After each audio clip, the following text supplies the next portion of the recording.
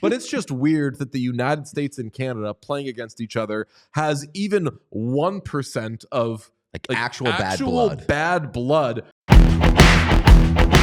We have now reached a point where, obviously, if you watch sporting events, the United States national anthem is booed in Canada.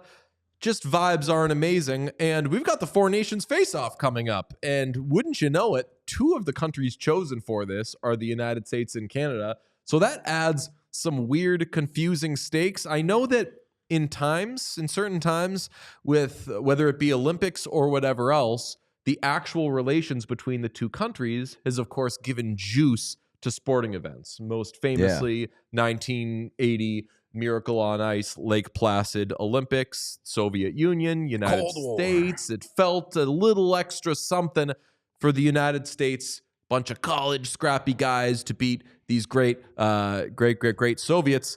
And now here we are in 2025. And I'm not saying that this is anything like 1980, but it's just weird that the United States and Canada playing against each other has even 1% of actual bad blood between the United States and Canada. So weird to me. I hate it. I mean, I don't hate it. I Is love it good it. for the game? Like, Yeah. The Four Nations tournament, the big argument against it is, will anybody care? Will the fans care? Will the players care? We now know for sure that the fans are gonna care. Whether or not it's a problematic level of caring, there is juice there, and there is some actual rivalry factor injected into it. And I said earlier this week that nobody's done a better job to promote the Four Nations face-off than one Donald Trump. Yes. Is he a plant? He could be a plant. Is he growing the game? Is Donald Trump committed to growing the game? I believe, most notably, he was an NBC guy, right? But could TNT be is he doing a Conan thing where he goes from the big network that everybody can see anywhere to the Turner-owned cable product? Where would he sit on the panel? Actually, I'm seeing a lot of comparisons in my head between Conan and Donald Trump. I'm sure he'd love that. Yeah, I was going to say, I don't think either of them would like it. NBC, Turner, red hair, jokes for days. I don't think you could say Donald Trump has red hair, can you? I don't know. I thought don't he's even more know like what's a going on bleach there. blonde. Strawberry blonde? Yeah. Chat, vote in the chat. I can drop a poll.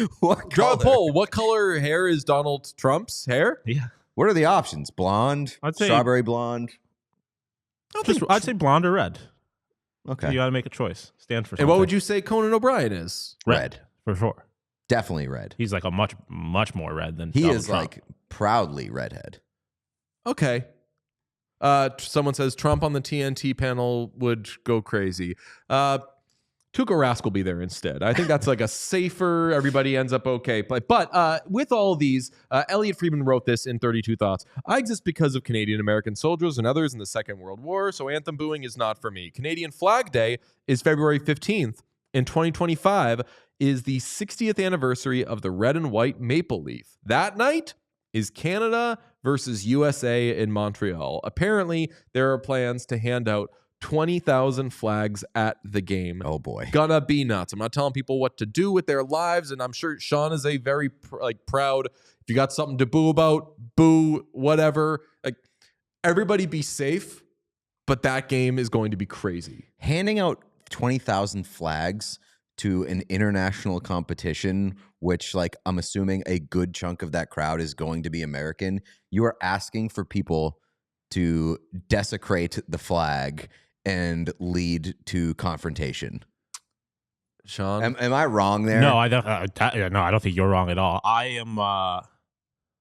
I think Americans booing the Canadian national anthem would be absolute bullshit. I don't think they've done anything to deserve that. It would be a response to the Canadians booing the American national anthem. Yeah, I but believe we earned that.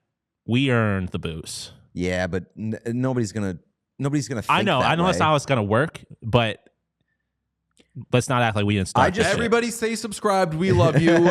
We're all proud Americans. I strongly agree with Sean. I mean, I get it, but you are right. They are asking. They're asking for trouble by doing this. Definitely, and I also think that my only hope is that they don't coward out and not play either one of the anthems, especially for a Four Nations event, because there's been plenty of talk about like, well, should you do the anthems before sporting events and whatnot, given everything that's going on. I know people had that take like long before any of this. It was just like, don't play the anthem before sporting events.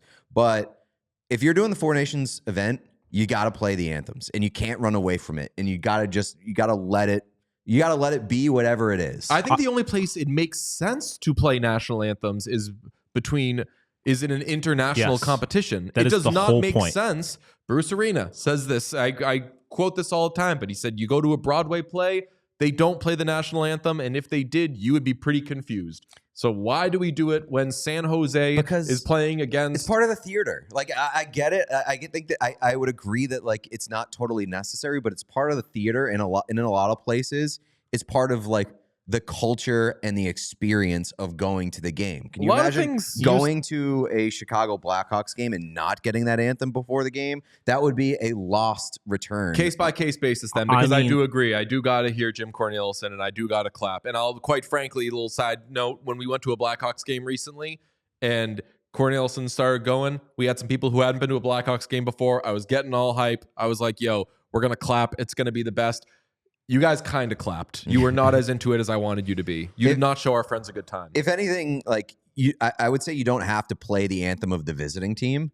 Like I don't. It's a nice gesture, but you don't have to. I think you're entering into the Lions' den by going into Canada or going into the U.S. Like I don't think you have to roll out the carpet and welcome that country and play their anthem. How I feel. We are on some 4D chess or just straight up dumb shit because somebody pointed out, I just made the argument, you don't play it at theaters, and your counter argument, which I think is a point very well taken, is, but it's part of the theater of all of it. Yeah. You feel like you got to acknowledge the history of anthems being played at sporting events in America is entirely a product of the U.S. military paying for it to happen. I don't think it started as that. And as somebody, it did. It was like the origins of it playing at domestic sporting events was straight up U.S. military property. And I'm a military guy. My mom was in the Air Force. I have a whole family of military people. I don't really mind it like that, but a lot of countries around the world look at Americans doing that and being like, why? The whole point of the anthem is to do it when you're representing yourself in front of other countries. So like DJ said, the one place that it should happen is international sporting events or international events in general. I think not playing it at the Four Nations would be pure coward shit. Yeah, that's what I'm saying. Yes. Like, if there's anything that I hope that happens is that they play the anthems, because like they have to do it. It would be so cowardly for the NHL to hold an event and not play the anthems and like be scared of what the booing would like create in terms of buzz. And I will remind you, Pete, as somebody who is famously watching Mad Men, a lot of things have been part of theater over the years that maybe we don't want to do anymore. So, Abraham Lincoln? I'm talking about Roger Sterling doing blackface.